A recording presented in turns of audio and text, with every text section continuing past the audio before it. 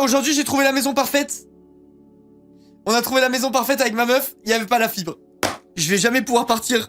Je suis ici pour toujours, je pense. Horrible, ouais, ça rend fou, les gars. Il y a toujours un problème.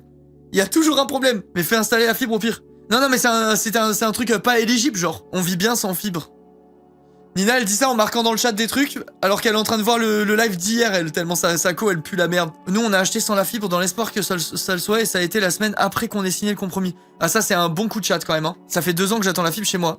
Mais je crois que j'avais vu un truc où il disait que en 2023 ou 2024, genre, c'était un truc du genre 90% ou 80% de la France entière serait fibrée. C'est du pipeau, je pense. Mais bref, en tout cas, anéanti. J'ai trouvé la seule maison de la Terre qui avait pas internet. En plus, la maison, les gars, elle était parfaite. Il y avait un grand salon, cuisine ouverte, moderne, hauteur sous plafond, piscine, abri de jardin, enfin truc au fond du jardin, aménageable pour faire mon studio. C'était presque parfait, mais malheureusement pas d'internet. Envie de pleurer. Osef de ça, est-ce qu'il y avait de quoi faire un potager?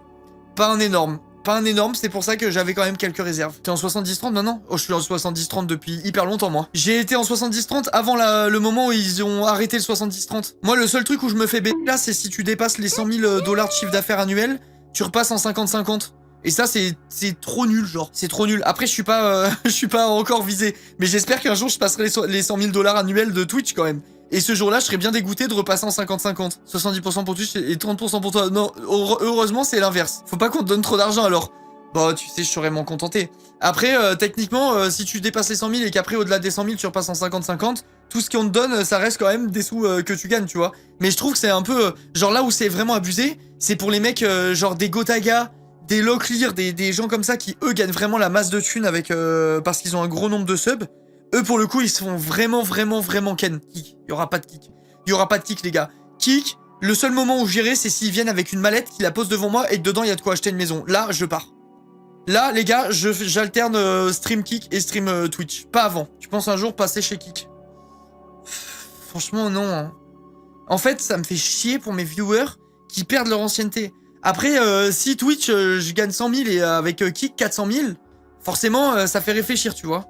Mais je suis bien sur Twitch, quoi. Je suis bien sur Twitch et puis je pense que c'est pas rentable de perdre la moitié de son audience, voire les 3/4 de son audience, quoi. Mais ouais, je sais pas. Sinon, je fais les deux. Moi, de toute façon, je prendrai jamais un truc d'exclu. Ça, c'est sûr et certain. L'exclu, c'est mort, dans tous les cas. Donc, si je fais quelque chose avec Kick dans ma vie, c'est les deux. Et le seul moyen que j'y aille, c'est qu'on me file une mallette avec de la thune dedans, assez pour faire un truc pour me mettre un peu à l'abri.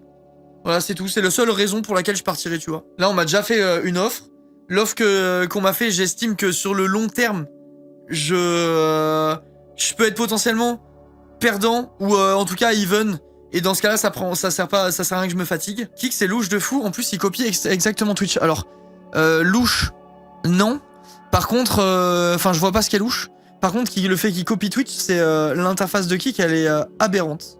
C'est vraiment, ils ont pris le code de Twitch et ils ont changé les couleurs et ils se sont dit allez hop, allez, c'est bon. Ils ont fait CTRL-C, CTRL-V du site. C'est pas des casinos derrière Kick. Si, mais du coup, il y a rien de louche, on sait d'où ça vient, quoi. Sur Kick, il y a tous les bans Twitch qui y vont, ouais, c'est sûr. C'est logique. Moi, demain, si je me faisais ban de Twitch, j'irai sur Kick également, tu vois. T'as déjà réservé ton pseudo sur Kick? Non. Si je vais sur Kick, du coup, je me rename. Je suis smart de fou. Je serai un nouveau streamer. Personne calculerait, je serai un nouveau streamer. Si je vais sur Kick, je change de blaze. Je m'appellerai, je sais pas. J'espère qu'il y aura mon pseudo. Linka 2. Linka ultime. Monsieur Linka. Arnaud Titus. En vrai, Arnito Titus, ça serait mon nouveau pseudo. En vrai, Linka 2, c'est stylé. Ou alors, Linka, 2 petits points, la suite. C'est Linka la suite, c'est Linka 2. Linka le retour. Linka chapitre 2, ça te tue comme pseudo. Moi, j'ai une autre identité sur Kick. Je suis mystérieuse comme ça. C'est une bonne idée, c'est une bonne idée. Oh, Duckwave, il est bien. J'aime bien. Sinon, je prends le nom de quelqu'un qui est pas sur Kick, mais qui est big sur Twitch. 5head. 5head, les gars. 5head. Je m'appelle PewDiePie. Squeezie. Hop là, je crée ma chaîne Kick, j'appelle Squeezie. Le move de chien de la casse. MrBeast, encore mieux. Bien vu, les gars. MrBeast, c'est une bonne idée. En vrai, XXX underscore Dark Linka, underscore XXX, ça serait un banger, vraiment. Je vais lui dire à Teuf. Je vais envoyer un message, je vais lui dire, mets-moi en contact avec Kick. J'ai une proposition. Je veux pas être payé à l'heure, je veux 400 000 € dans une sacoche. Viens seul. Je dirais de venir seul au mec. Hop, il arrive, il me pose le sac avec 400 000 € dedans. C'est bon. Je deviens un kicker. Je vous le dis, hein, en mode racaille. Comment ça en mode racaille? Les racailles font ça, mais j'ai envie d'être une racaille, moi. Les racailles, ils ont des sacs remplis de billets de 400 000 euros. Je suis une racaille. Ma décision est prise. Je me rename Linkaira et je viens prendre des sacs avec 400 000 balles dedans. Linka le kicker, OMG. Tout pour l'argent, bah bien sûr, hein. Bien sûr, bien sûr. C'est pas mes bons sentiments et mes jolis sourires qui vont acheter une maison à la petite sœur, à la maman, hein. Le streamer Linka a enfin mis sa daronne à l'abri grâce à Kik. Les gars, si je pouvais signer un truc où je mets la daronne à l'abri en allant chez Kik, j'irais, hein. Et je suis sûr que 99% des gens du chat le feraient aussi. Si là, demain, quelqu'un arrive et te propose un contrat où tu sais que tu peux mettre ta daronne à l'abri, en le signant, et en plus ça, t'as pas d'exclusivité, tout le monde le fait. J'en suis sûr à 100%, genre. Priorité à la daronne, les gars. Évidemment, bah oui, c'est sûr, c'est sûr. Ce qu'ils disent au contraire, en vrai, c'est les mythos. Ceux qui disent l'argent fait pas le bonheur, même eux ne se croient pas. Et pourtant, ils ont raison. Mais bon, on va pas avoir ce débat qu'on a eu 1 milliard de fois. Mais l'argent fait pas le bonheur, c'est un fait. Genre, c'est sûr et certain. C'est sûr et certain. Il faut déjà que tu sois heureux dans ta vie pour que l'argent, ça t'amène au sommet, tu vois. Il y a 2 cas de figure dans lesquels l'argent fait le bonheur. Enfin, en tout cas, le confort. C'est que t'as pas les thunes de te nourrir, on te donne de la thune, tu peux te nourrir. Voilà, là, c'est tu auras la joie de pouvoir manger, en tout cas. Mais il faut, si on parle pour le commun des mortels, genre vous et moi, tu vois, des gens qui sont dans la norme, qui ont pas de mal à se nourrir, même s'ils sont pas dans l'opulence ou quoi, qui sont dans la norme, tu vois. Tu peux être le plus malheureux du monde, on te donne 1 million, tu seras toujours malheureux, hein. Ça rachètera pas ton bonheur, c'est sûr et certain. Genre, facile à dire quand t'as de l'argent.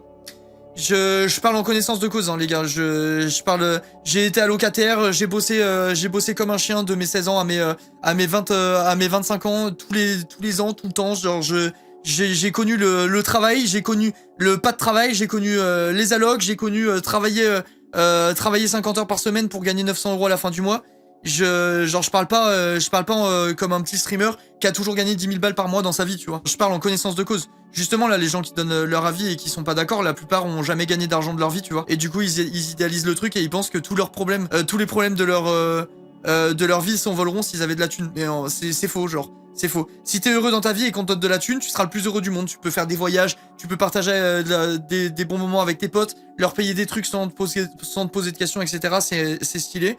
Par contre, si ta vie c'est de la merde, que t'es malheureux, dépressif, t'as pas de potes, bref, il y a plein de trucs qui vont pas dans ta vie, eh ben on va te donner ton million, il va pas te racheter la santé, il va pas te racheter la famille, il te rachètera pas les amis, t'achèteras rien ton million, tu vois. Et tu seras malheureux pour autant. C'est d'ailleurs pour ça qu'il y a plein de multimillionnaires, de stars et tout ça, qui finissent à s'enfariner la gueule dans les boîtes de nuit, à se droguer comme pas possible pour tout oublier, parce qu'en fait, ils ont troqué leur vie contre de l'argent, et pour finir, ils sont malheureux comme des chiens, tu vois.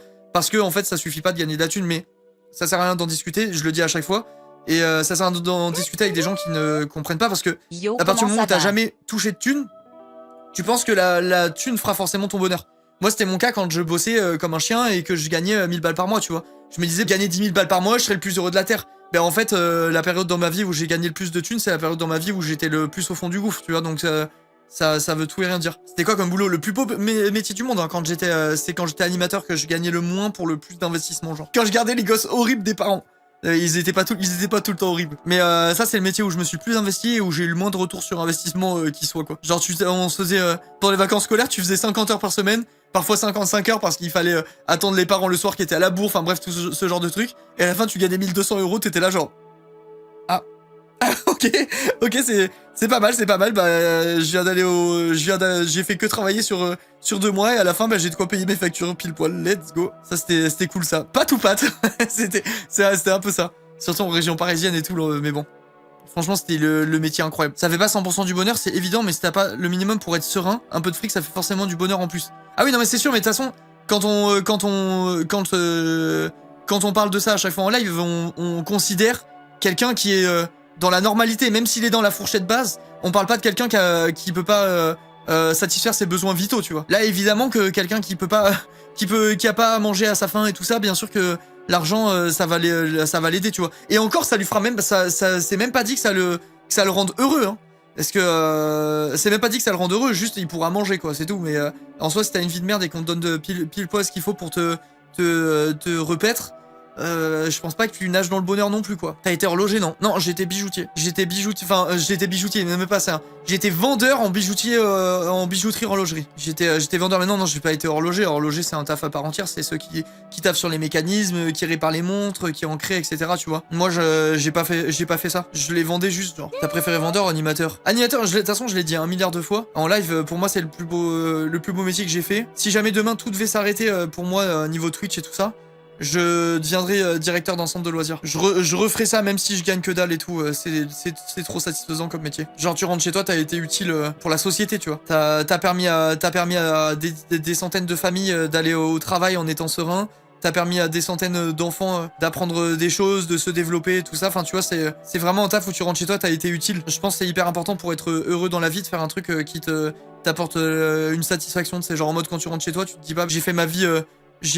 enfin tu te dis j'ai fait un truc utile, tu te dis pas bah j'ai fait un truc qui changera rien pour personne, j'aurais pu ne pas être là, ça a changé rien à la face du monde entre guillemets, tu vois. Ça je pense c'est des métiers qui te rendent moins de satisfaction que le taf d'animateur, quoi. J'hésite à passer mon BAFA en vrai. Moi je peux que recommander, hein. Il faut le BAFA ou BAFD suffit pour ça. Je crois que je sais même pas si c'est obligatoire, je pense que non. Moi perso, le seul truc que je peux dire c'est que à partir du moment où j'ai eu le BAFA, j'ai jamais galéré de ma vie à trouver un taf dans l'animation. Jamais.